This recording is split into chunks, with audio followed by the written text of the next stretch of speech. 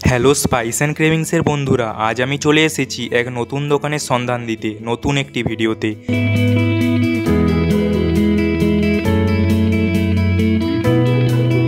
আজ বিকেলে রুমে বসে বসে বোর হচ্ছিলাম, তাই ভাবলাম একটা কোনো নতুন দোকানের সন্ধানে বেরিয়ে পড়ি। তো ব্যাস, যেমন ভাবনা তেমন কাজ, বেরিয়ে পড়লাম আর কি। রাস্তা দিয়ে যেতে যেতেই রাঙামাটির দুর্গাপুজো প্যান্ডেলটা চোখে পড়ল। এখন থেকেই কি সুন্দর লাগছে, তাই না? তার কিছুক্ষণ পর একটু এগিয়ে যেতেই দেখতে পেলাম একটি দোকান। দোকানটির নাম হচ্ছে হট বাফার কর্ন। ভাবলাম আজ এই দোকানটি থেকেই কিছু একটা খাওয়া যাক।